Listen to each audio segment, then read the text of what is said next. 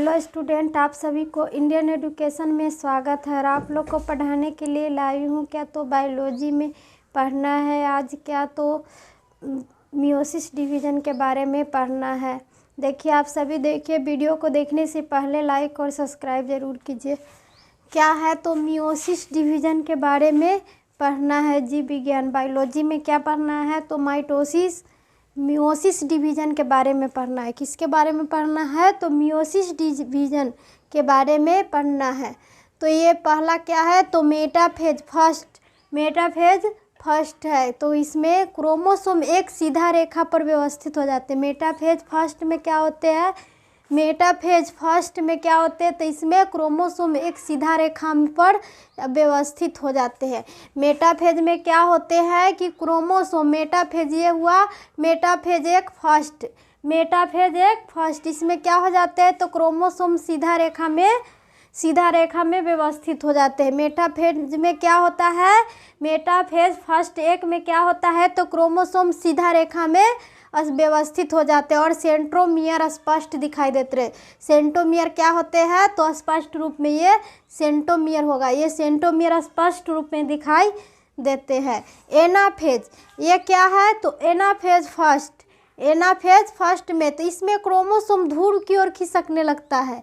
First में क्या होता है कि इसमें क्रोमोसोम धूर की ओर खिसकने लगता है। क्रोमोसोम क्या होता है कि ये धूर की ओर खिसकने लगता है। क्या होता है तो ये धूर की ओर क्रोमोसोम क्या होता है एनाफेज में फर्स्ट में तो क्रोमोसोम धूर की ओर खिसकने लगता है। कहाँ खिसकने लगता है तो दोनों धूर की ओर खिसकने लगता है। तथा कोशिका में दोनों धुर के बीच धंसाव पैदा होने लगता है। और कोशिका में दोनों धुर के बीच क्या होता है तो धंसाव पैदा होने लगता है, मतलब धंसा हुआ दिखने लगता है, धंसाव पैदा होता है। तथा कोशिका में दोनों धुर के बीच धंसाव ही पैदा होने लगता है, दोनों में धंसाव। तो ये हो जाएगा क्या तो एनाफेज फर्स्ट, ये हो गया एनाफेज फर्स्ट। ये हो गया टेलोफेज फर्स्ट।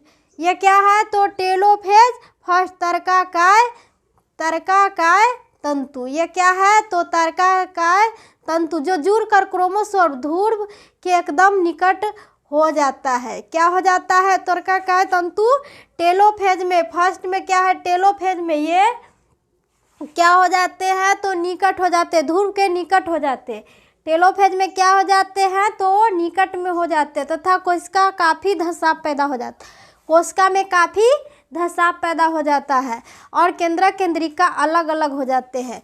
केंद्रक केंद्रिका क्या होते हैं तो अलग अलग हो जाते हैं। केंद्रक और केंद्रिका क्या हो जाते हैं तो दोनों अलग अलग हो जाते हैं। ये अलग अलग केंद्रक का निर्माण शुरू हो जाता है और अलग अलग केंद्रक का निर्माण क्या होता है तो शुरू हो जाता है। और जब ये वो धंसाव पैदा होगा तो केंद्रक क्या हो जाएगा केंद्रक केंद्रिका अलग हो जाएगा और क्या हो जाएगा तो केंद्रक का निर्माण शुरू हो जाएगा। कोशिका विभाजन साइटोकाइनेसिस, कोशिका विभाजन, इसमें कोशिका दो भाग विभाजित हो जाते हैं और इसमें कोशिका क्या होती है कि दो भागों में विभाजित हो जाती है और केंद्रक अलग हो जाते हैं। और केंद्रक क्या हो जाते हैं तो अलग हो जाते हैं, दो कोशिका का ही निर्माण हो जाते हैं। जब केंद्रक को क्या होगा अलग हो जाएगा, दो बराबर भागों में विभाजित होगा, सेल क्या हो जाएगा दो बराबर भागों में विभाजित हो जाएगा तो केंद्रक क्या हो जाएगा तो दो कोशिका का निर्माण कर देगा। क्या कर देगा तो दो कोशिका का निर्माण अलग अलग कर देगा। इसमें कोशिका दो बराबर भागों में विभक्त हो जाएगा तो ये क्या हो जाएगा तो दो कोशिका का निर्माण हो जाएगा, दो कोशिका का ये निर्माण हो जाएगा।